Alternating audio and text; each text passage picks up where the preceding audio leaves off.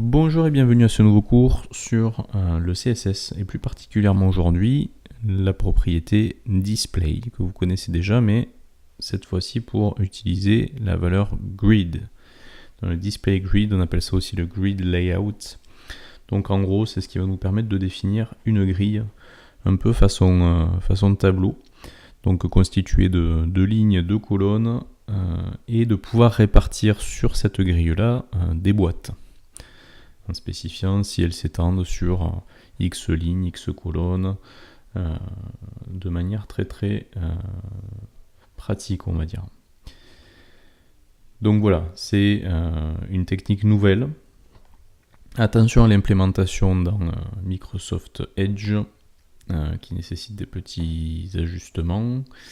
Et au-delà de ça, voilà, c'est quelque chose qui va nous permettre de faciliter vraiment la mise en place de gabarits en CSS. Alors pour tester cette propriété, donc j'ai créé sur le bureau un dossier racine que j'ai nommé Grid Layout, constitué des sous-dossiers CSS pour stocker ma feuille de style, font pour les typos, images pour les images de contenu et JS pour le JavaScript. Et donc ma page index. Et donc j'ai utilisé ça comme projet brackets, ce qui me donne la page index dans laquelle j'ai déjà mis en place un squelette de page. Et donc on retrouve les dossiers, les sous-dossiers du dossier racine. Donc l'objectif, c'est de mettre en place les petits exemples que j'ai réalisés ici. Donc on va commencer par le tout premier pour voir le principe des grilles. Donc voilà, on aimerait mettre en place ce gabarit-là, donc constitué de 3 colonnes et 3 lignes, avec, vous avez vu, un dimensionnement particulier des éléments. Et puis ensuite, tout simplement, créer des boîtes qui vont venir se caler dans l'une ou l'autre de ces emplacements de grilles. Alors, pour faire ça, un HTML, vous devez dans un premier temps définir, alors je vais mettre une div, hein. Ça pourrait être une section potentiellement. Donc vous allez définir une boîte que vous allez nommer. Donc là je vais lui attribuer une classe. Alors ça pourrait être un identifiant aussi. Et vous lui donnez le nom du conteneur de la grille en fait. Donc ça pourrait être conteneur grille, conteneur grid. Vous appelez ça comme vous voulez. Le tout c'est de s'y retrouver. En gros c'est le conteneur. La grille, on va dire. Ben, je vais l'appeler grid, et dans la mesure où on a 3 colonnes, 3 lignes, je vais appeler grid 3. Allez. Grid-3. Et ensuite, à l'intérieur, on aura la boîte A, la boîte B, la boîte C, la boîte D, la boîte E, la boîte F, etc. C'est-à-dire ça nous ferait 9 cellules, entre guillemets, 9 boîtes en tout cas. Donc pareil, je vais utiliser des divs, mais en toute logique, on utiliserait des articles si c'est des actus qui sont listés, un header si c'est un bandeau qui s'étale par exemple sur toute cette partie-là. Bon, c'est à vous d'adapter ensuite le type de balise utilisée. Et puis, pareil, on applique un identifiant, une classe à ces boîtes. C'est ce qui nous permettra dans le CSS de les positionner. De dire elles se trouvent à tel endroit. Allez. Non, je vais appeler ça cellule 1, celle 1. Non.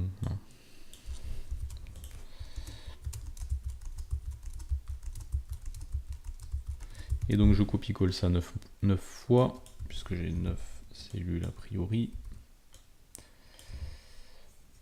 Tac, c'est 4 D 5 E 6 F 7 G 8 H et 9 I. Voilà. Donc on a mis en place nos différentes cellules entre guillemets qui vont se répartir à l'intérieur de la grille. Donc ça c'est la mise en place. On a un conteneur qui représente la grille et ensuite on a les différentes cellules. Donc le travail suivant maintenant va se dérouler en CSS. Donc, vous voyez qu'on n'a pas de structure complexe comme on en aurait eu avec une balise table, des TR et des TD. Non, c'est très simplifié au niveau du HTML. Donc au niveau du CSS, alors je vais créer notre feuille de style, style.css. Et donc la première des choses, c'est d'indiquer que pour tous les éléments, on retire les marges, on les passe à 0, aussi bien externe que interne, donc les paddings à 0 aussi. Alors, on va paramétrer dans un premier temps notre grille. Alors c'est une classe qu'on a nommée grid3. Donc si c'est une classe, je la paramétrerai comme point, suivi du nom de la classe. Donc ça, c'est quelque chose que vous savez faire. Alors de base, bien sûr, la boîte fait 100% de l'espace disponible. Ce qu'on va faire, on va peut-être lui donner... allez, on va lui fixer une largeur, on va dire 900 pixels. Et on va centrer ça avec un margin 0 auto. Et derrière, pour voir le conteneur, on va lui appliquer un background du gris. Et voilà à ce stade ce que ça nous donne. Donc pas de surprise, on a bien 900 pixels, le fond gris est centré sur la page. Et les éléments se mettent les uns à la suite des autres, les différentes divs, puisque pour le moment on n'a rien spécifié au niveau de la boîte principale du conteneur, de manière à ce que ça se place comme une grille, on n'a rien défini encore. C'est ce qu'on va faire maintenant. Donc en plus de ces propriétés, si vous souhaitez appliquer un gabarit de grille à cette boîte-là, vous devez l'afficher display comme une grille, grid. Visuellement d'ailleurs, vous voyez, ça change absolument rien parce que on n'a pas défini le principal, c'est-à-dire le nombre de lignes et le nombre de colonnes de cette grille-là et leur dimension d'ailleurs. Alors ces éléments-là se définissent grâce à deux propriétés supplémentaires. Donc la première, c'est la propriété grid template column.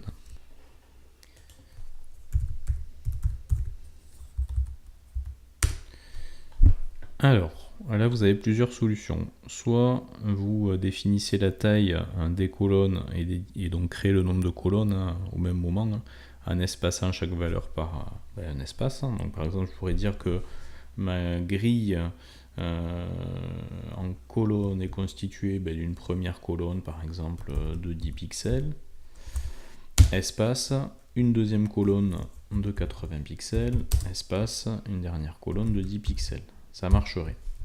Alors auquel cas d'ailleurs, dans la mesure où on a 900 pixels disponibles, par défaut, ces colonnes se caleraient au début de la grille et donc n'utiliseraient qu'au final 100 pixels sur les 900. Ça serait tout à fait envisageable. Donc en tout cas, voilà. Là, j'ai défini effectivement une grille sur 3 colonnes. Les pixels sont une unité possible, mais vous avez également possible les pourcents. Si vous remplacez px par %, à ce moment-là, c'est tout aussi fonctionnel, sauf que là, on va se baser sur la largeur de la grille. Donc, c'est-à-dire que notre première colonne fera 10% de 900, c'est-à-dire 90 pixels. La deuxième, 80% de 900, c'est-à-dire 720 pixels. Et la dernière, 10% de 900, c'est-à-dire également 90 pixels. Donc ça aussi, c'est quelque chose qui est tout à fait possible. Autrement, vous avez une autre unité qui est le FR. Alors FR pour fraction. Et on pourrait dire, la première colonne fait une fraction de la grille. La deuxième colonne fait, par exemple, je sais pas, 2 fractions de la grille, et la troisième, une fraction de la grille. Donc là, on a bien défini également 3 colonnes. Alors, notion de fraction, c'est vraiment une proportion. Hein. C'est-à-dire qu'en gros, on a au final 1 plus 2 plus 1, c'est-à-dire 4 fractions qui constituent la grille. Donc en gros, ben, la deuxième colonne est 2 fois plus importante en taille que les 2 autres. C'est vraiment la notion de fraction. Donc là, si on regarde un petit peu par rapport à ça, je pense que on pourrait très bien envisager, je n'ai pas très bien détaillé, mais pas très bien fait, mais on pourrait très bien envisager que par exemple ici, on est la colonne du milieu qui en fait fasse 3 fractions, hein, et ensuite une fraction pour la première et la dernière colonne. Donc auquel cas, ça serait 3 fractions pour la colonne du milieu. Donc là, c'est assez pratique cette notion d'unité. Alors vous pouvez également définir pour ce template là la notion d'espace entre les colonnes. Alors pour ça, vous allez utiliser la propriété grid-column-gap. Alors gap qui signifie espace, enfin fossé en anglais, et donc la valeur donc de cet espacement. Par exemple, je vais dire, je veux une gouttière, oui on pourrait dire gouttière en français, je veux une gouttière de 10 pixels. Alors une gouttière, c'est un espacement entre colonnes. Et donc on aurait entre les colonnes 1, 2 et 3, 10 pixels d'espacement. Alors si on regarde dans le navigateur, on voit déjà un positionnement qui se fait. Et on voit bien effectivement les cellules, entre guillemets les cellules qui se répartissent sur cette grille. Alors peut-être pour y voir plus clair, ce que je vais faire, je vais mettre des couleurs au niveau des divs. Les cells, de cell 1 jusqu'à cell 9. Donc on va dire c'est les divs dans la div grid 3 pour aller plus vite. Donc ça va nous donner point grid-3 espace div, et on va leur mettre une couleur background.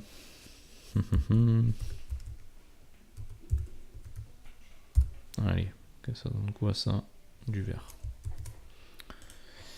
Et donc comme ça on s'en rend mieux compte effectivement de la notion de gouttière, c'est-à-dire d'espacement entre les colonnes. Donc on peut faire un varié, si là je mets 2 FR, et du coup celle-là sera 2 fois plus grande que la dernière, et celle-là vu qu'elle fait 3 FR est 3 fois plus grande que la dernière qui reste à 1 FR. Donc voilà, vous pouvez comme ça vous amuser, faire un varié et voir ce que ça donne. Et encore une fois, ça marche aussi en pixels, pour illustrer l'exemple de tout à l'heure.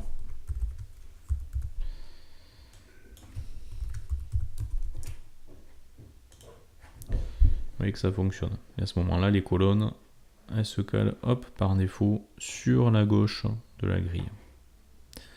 Ce qui d'ailleurs peut être changé. Vous pouvez tout à fait, si vous le souhaitez, réaligner ces cellules dans la grille.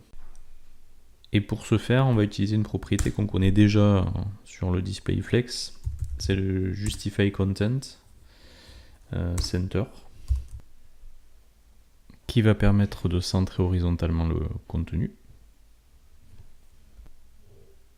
Nous avons également la possibilité d'utiliser en valeur le flex end, qui permet de caler à ce moment-là en bout de grille les cellules, enfin les boîtes. Flex start en début. Et vous avez le space around qui permet donc de rajouter des espaces entre les cellules, et le between également entre, mais pas avant et après, juste entre. Voilà, ça c'est comme pour le flex, ça ne change pas.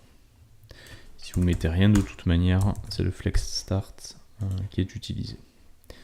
Voilà, ça c'est si vous avez une largeur définie pour votre grille, mais des colonnes qui font que tout n'est pas sollicité en termes de place.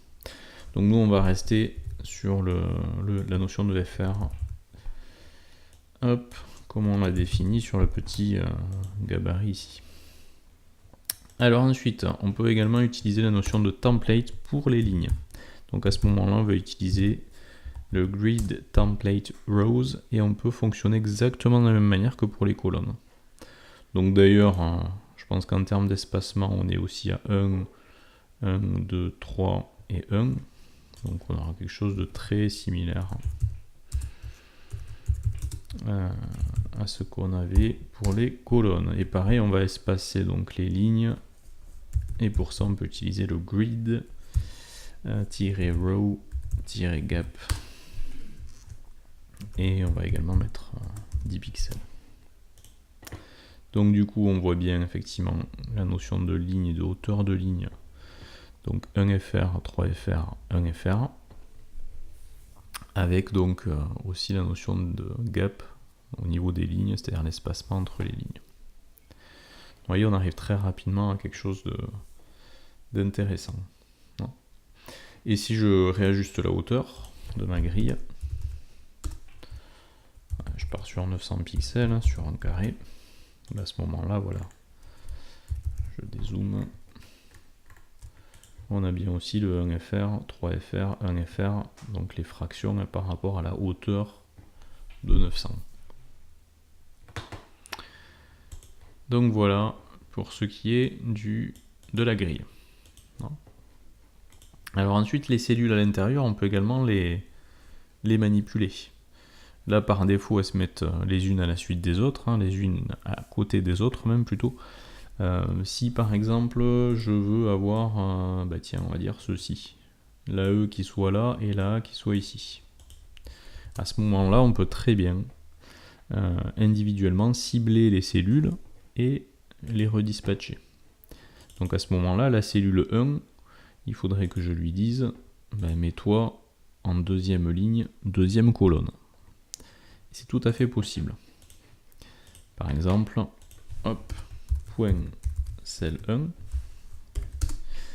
Je peux spécifier un positionnement dans la grille en utilisant la propriété grid. Alors column, même je vais dire column start.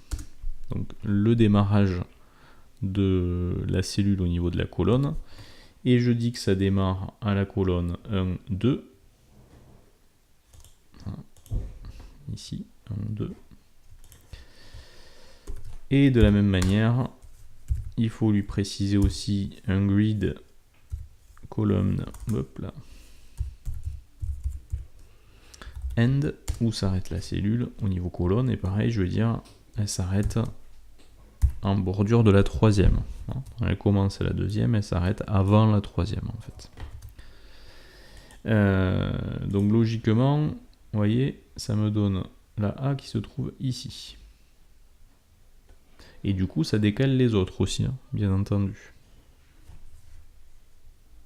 Donc il faut maintenant indiquer à cette cellule-là d'en plus se mettre sur la deuxième ligne. Et pour ça, dans le CSS, on va utiliser le grid-row-start de 2 et le grid-row-end, c'est-à-dire où s'arrête la cellule, elle reste que sur la deuxième ligne, donc elle va de la 2 à la 3, mais avant la 3. Le end, ça veut dire s'arrête au début de la troisième. Donc d'ailleurs, cette notation, on peut la simplifier. Plutôt que d'utiliser les start end, on pourrait dire, tiens, si en tout cas ce n'est que sur une colonne que s'étend la cellule, on peut directement dire grid-column de 2.2, ce qui signifie cellule 1 va te mettre en colonne 2. Et ça marche aussi de la même manière pour les lignes. Grid-row 2.2, ça veut dire mets-toi sur la deuxième ligne. Voilà, ça évite de définir une fourchette. La fourchette, on la réservera aux cellules qui s'étendent sur plusieurs colonnes ou plusieurs lignes. Donc à ce moment-là, j'ai bien la A qui est... Alors, je vais peut-être rezoomer un peu. J'ai bien la cellule A qui est deuxième ligne, deuxième colonne.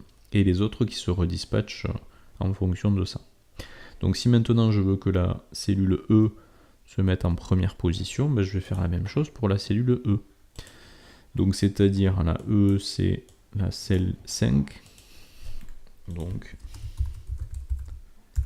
point cell 5. Grid column, donc mets-toi sur la colonne 1 et grid row, mets-toi sur la ligne 1. Et j'ai bien la E ici et la A ici.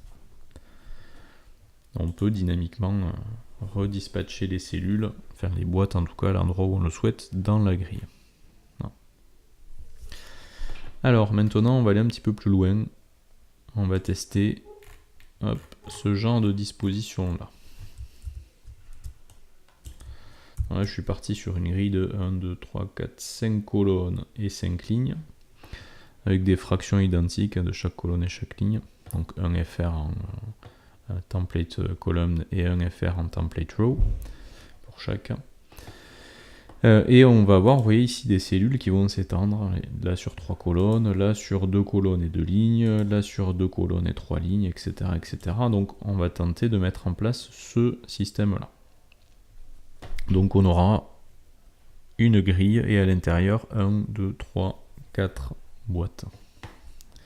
Donc je vais réadapter un petit peu, ou je vais même refaire une grille en dessous, ce sera plus simple. Donc pareil, je vais mettre mon conteneur de grille. Je vais dire c'est une grille de 5 par 5, donc je vais l'appeler grid 5, 5. À l'intérieur, je vais donc avoir 4 boîtes. Hop, donc la première. Alors je mets des classes, mais je pourrais mettre des idées encore une fois.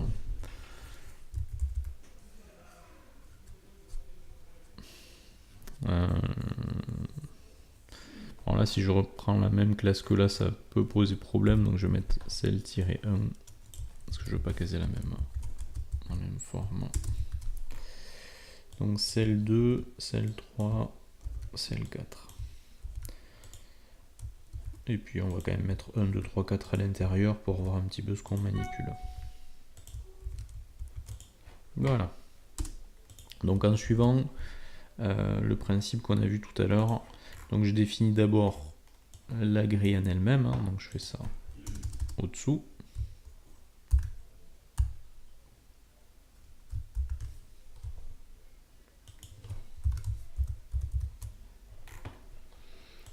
Voilà, hop.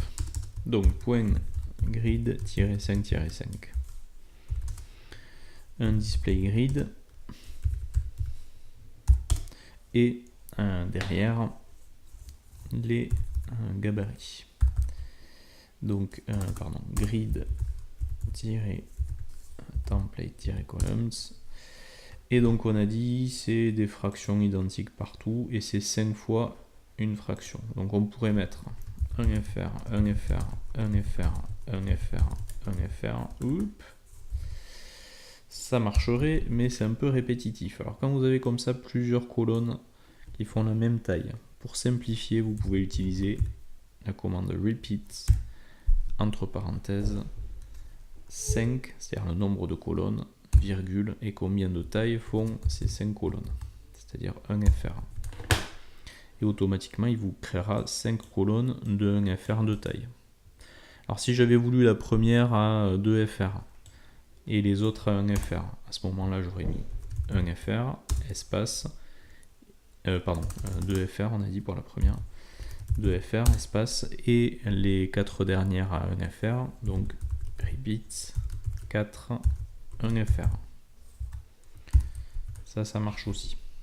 On peut même mixer, mettre des pixels là, des FR là, c'est pas un problème. Pour là, en l'occurrence, il s'avère que j'en ai 5 à 1 FR. Du coup, on va faire la même chose pour les lignes. Donc repeat, pardon, hop. Donc 5 lignes à 1 FR. Alors on pourrait dimensionner aussi, hein, Si on veut avoir un carré, parce que par défaut sinon ça fera 100%, c'est-à-dire toute la largeur de l'écran. Donc on va mettre la grille en largeur 400 et en hauteur 400. Mais bon, le fixer les hauteurs c'est pas forcément toujours judicieux. Donc voilà, on retrouve bien ici notre grille. Je vais, tant qu'à faire, la centrer, margin 0 auto pour l'exemple. Puis même l'espacer de la grille du dessus, donc on va mettre en margin 40 auto. Voilà, elle est ici. Et ce qu'on va faire aussi, c'est lui mettre une couleur, peut-être un background, un truc léger, un gris très clair. Voilà. Et je vous rappelle que c'est ceci qu'on souhaite obtenir. Donc maintenant qu'on a fait ça, on va gérer la première cellule ici, qui s'étend sur 3 colonnes. Donc c'est, on va dire, celle qu'on appelait cell-1. Donc point cell-1, on va lui dire grid-column. Et là voilà, soit on fait comme tout à l'heure, c'est-à-dire qu'on utilise le start et le end. Donc start définissant la colonne à laquelle démarre la cellule, là ce serait la première colonne, et end définissant la colonne avant laquelle s'arrête la cellule. Attention, je précise bien avant laquelle s'arrête la cellule. C'est-à-dire que si là, la cellule va jusqu'à 3, ben, elle s'arrête avant la 4. Donc ça veut dire qu'il faut que je mette 4 en colonne grid end. Attention à ça. Alors pour bien voir ce que ça donne, on va mettre un background. Je vais mettre du rouge. Vous voyez là, on a bien effectivement 1, 2, 3. Donc de la 1 à la 3, c'est-à-dire avant la 4. Alors ça peut se noter différemment. Si vous ne voulez pas utiliser les start et les end, vous pouvez utiliser juste le grid column en disant ça va de la 1 jusqu'à la 4 en s'arrêtant avant la 4. Ça se note slash 1/4. Ça donne exactement le même résultat. Donc voilà pour la première. Ensuite, la deuxième ici, donc va de la 4 à la 5 et de la ligne 1 à la ligne 2. Donc, le point cell-2 aura un grid column de la 4 à la 5, c'est-à-dire avant la 6, qui d'ailleurs n'existe pas. Et le grid-row, pareil, on peut noter de 1 à 2, 1/, et là c'est avant la 3, hein, puisque la 2 est inclus, 1/3, et le background, on va mettre yellow.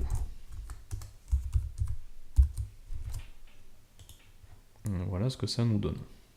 Alors, au passage, on pourrait gérer ça aussi différemment. Plutôt que de dire ça va de la 1 jusqu'à avant la 4, ça pourrait se noter, ça commence à la 1 et ça se fusionne sur 3 colonnes. Et pour ça, vous utilisez le slash toujours et le mot-clé span, qui signifie que ça se fusionne, et sur combien de cellules ça se fusionne, sur 3. Donc en gros, ça commence à la colonne 1 et ça se fusionne sur 3 colonnes. Donc ça s'arrête avant la 4. Logiquement, on est censé avoir le même résultat. Et donc ici, ça serait pareil. Ça commence à la 4 et ça se fusionne sur combien on avait dit, sur 2, donc span 2. Et là, ça commence à la 1 et ça se fusionne sur 2 colonnes, span 2 aussi. Ça donne exactement la même chose. Voilà, c'est des histoires de notation. Vous utilisez ce qui vous va le mieux. Alors ensuite, celle-là, la 3, elle commence de la ligne 2 et va jusqu'à la ligne 4 inclus, donc elle s'arrête avant la 5. Et ensuite, de la colonne 1 à la colonne 2. Donc, point cell-3, grid-column, donc de la et s'étend sur 2 colonnes. Les lignes maintenant, donc de la ligne 2 et s'étend sur 3 colonnes, sur 3 lignes pardon, et la couleur qui est le jaune. Et voilà ce que ça nous donne. Reste donc la dernière, 3 colonnes, 3 lignes, en partant de la colonne 3. Donc ça va nous donner point cell-4, grid column. Donc on commence à la 3. Et on va la fusionner sur 3. Donc slash span de 3. Et pour la ligne grid row, on commence à la ligne 3 aussi, et en la fusionnant sur 3 lignes. Donc ça va faire pareil. Alors là, peu importe les espaces au niveau du slash, avant, après. Par contre, là, il faut bien un espace après le span. Et donc la couleur rouge. Et on a terminé cette petite mise en page là avec les grid layout. Nous allons maintenant passer au troisième exemple. Donc celui-ci, on pourrait supposer que ce sont des actualités qui sont calées sur une grille, donc sur un système de grille en 12 colonnes. Et vous voyez que chaque actu, chaque article s'étale sur 3 colonnes. Alors pour faire ça, je vais par contre pas me baser sur un nombre de lignes données. Pourquoi? Parce que le nombre d'actu peut être amené à varier, et à ce moment-là, ce serait un petit peu dommage de fixer un nombre de lignes sur le CSS. Donc je vais partir sur 3 grilles différentes, une grille par ligne en fait. C'est-à-dire qu'on aurait 3 grilles. Donc on commencera par la première et puis on fera un copier-coller pour les suivantes de toute manière. Et donc chaque article à l'intérieur s'étendrait sur 3 fractions de la grille de 12 colonnes. Donc mise en place. Au niveau du HTML, hop, je vais recréer quelque chose de nouveau. Donc je vais dire, je pars sur la notion de lignes différentes. Donc je vais dire c'est ici une ligne et je vais dire qu'elle utilise donc 12 colonnes, une grille de 12 colonnes. C'est ma notation, donc j'ai 2 classes appliquées, mais on pourrait utiliser un identifiant potentiellement pour faire ça. Donc sur cette première ligne de 12 colonnes, je vais avoir 1, 2, 3, 4 articles. Article avec à l'intérieur une image.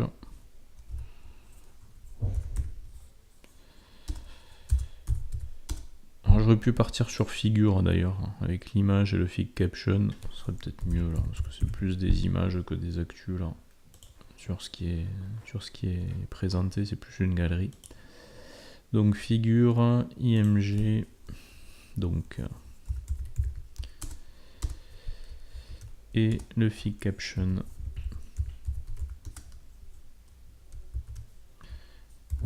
Légende et slash figure. Et on va dire ça s'étend sur 3 colonnes, donc je vais mettre une classe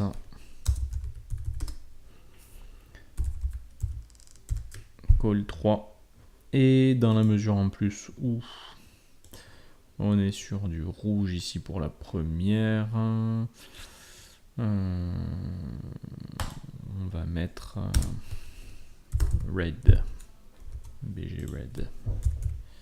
Donc ça c'est ma notation, mais vous pouvez faire ce qui vous va à vous.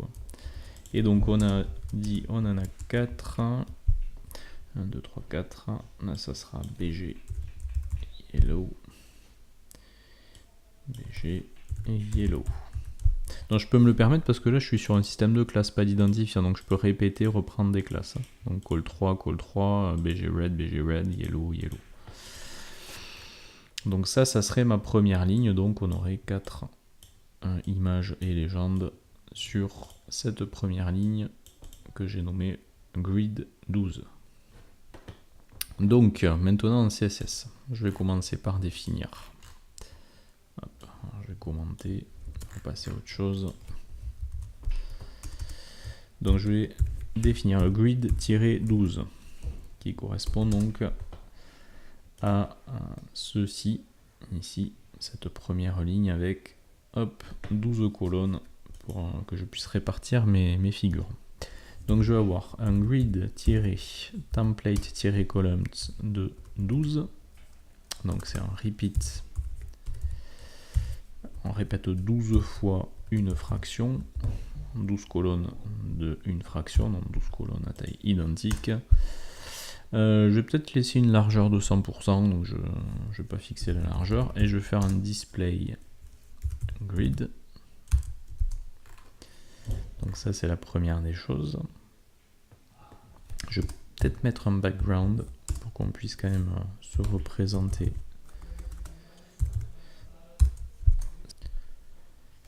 Voilà ce que ça nous donne. Donc on a nos éléments qui se mettent côte à côte. Alors vous voyez qu'on a quelque chose qui déborde de la page, mais c'est tout à fait normal. Alors, si je dézoome par contre, hop, on voit bien les éléments qui se mettent côte à côte. Alors maintenant il faut gérer de quelle manière effectivement ces éléments se répartissent et sur combien de colonnes. Alors c'est là où je vais faire intervenir donc les figures et notamment leur classe que j'ai noté call3, donc j'aurais pu appeler différemment, hein, et chacune se voit appliquer cette même classe qui va juste consister en CSS à dire ben, ces éléments s'étendent sur 3 colonnes. Et pour ça donc je vais définir .call3 en CSS en expliquant que au niveau du grid column, elles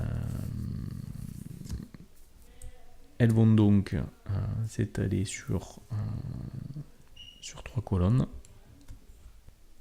Et pour ça, on va directement noter span de 3. Donc le fait de noter span 3, bah, ça fait qu'on ne définit pas où se positionne la cellule. Donc c'est-à-dire que les éléments restent positionnés de manière classique, les uns à la suite des autres. On définit juste voilà, la fusion de ces cellules-là. Donc on dit juste en gros qu'elles s'étalent sur 3 colonnes, hein, puisque c'est le cas. Elles s'étalent sur 3 colonnes chacune. Donc elles restent à leur emplacement, elles font juste que s'étendre sur 3 colonnes. Donc résultat, voilà, contrairement à tout à l'heure, on voit bien maintenant qu'il n'y a plus de débordement, on a bien les éléments qui se calent les uns à côté des autres, donc les 4 figures. Bon. Donc voilà pour ça. Dans la mesure où je vais normalement, je suis censé en avoir 3 de plus, enfin 2 de plus, je vais faire un copier-coller. Ligne 2. Ligne 3, alors ligne 3 par contre, me semble-t-il, il n'y a plus que 2 cellules. Donc je vais en retirer... je vais retirer 2 cellules. Hop, voilà. Et donc là, il faudra par contre, on va dire que c'est la ligne 3, la ligne 2, pour les distinguer. Et là, la 1. Il faudra juste dire que, voilà, au niveau de la row 3, on redéfinit le positionnement de ces éléments-là. Ça commence pas complètement à gauche, mais ça commence à partir de la 4e colonne, puis de la 8e. Alors par contre, je crois qu'il va falloir qu'on alterne à un moment donné les couleurs. Ah, j'avais géré. Ah, mais j'avais pas géré les couleurs. BG Red, BG Yellow. Ça, c'est quelque chose que je vais rajouter. Point BG Red. Hop là. Background Red. Et le BG Yellow. Avec le background Yellow. Voilà, pour aller un peu plus vite. Voilà. Alors sauf que deuxième ligne, on commence par le jaune, puis le rouge, puis le jaune, puis le rouge. Donc ça veut dire qu'en HTML, je vais permuter les deux. Voilà, jaune, rouge. Et jaune, rouge. Voilà. Donc rouge, jaune, rouge. Alors peut-être qu'on va redimensionner quand même l'image qui est un petit peu trop importante. Donc on va dire point call -3 img width et on va dire on va lui mettre une largeur de 80%, c'est-à-dire 80% de la largeur de la boîte. Voilà ce que ça nous donne. Alors c'est pas très lisible. Donc, ce qu'on va faire, je pense qu'on va espacer les colonnes. Donc on va mettre au niveau de la grille un grid column gap qu'on va mettre à 10 pixels. Voilà, donc maintenant on voit en gris l'espacement. Alors par contre je peux pas utiliser les grid row gap parce que là j'ai pas vraiment affaire à trois lignes d'une même grille, c'est trois grilles différentes en réalité. Oui, j'ai vraiment trois grilles différentes d'une ligne chacune. Donc ce que je vais faire, je vais juste rajouter une marge en bas de 10 pour espacer donc de 10 pixels verticalement les éléments. Donc voilà ce que ça donne. Pour les deux derniers ici éléments, qu'est-ce qu'on va faire? On va dire que au niveau de la ligne 3, donc ce qu'on va faire, on va rajouter donc peut-être une classe de plus. Donc on va l'appeler cellule 1 et celle-là cellule 2. Alors, il y aura une autre technique qui serait peut-être de dire on centre carrément le contenu des grilles, ce serait plus pratique. Mais sinon celle 1, celle 2 et ensuite point cell 1. Donc on utiliserait le column,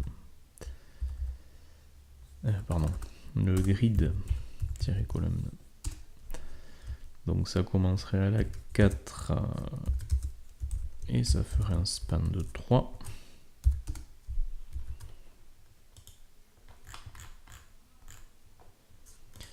Et ensuite le point cell 2 grid-column, ça commencerait à la 8 en faisant un span également de 3. Alors attention, c'est tiret 1, tiret 2. Et à ce moment-là, alors une petite erreur, ça doit commencer à la 7, hein, pas à la 8.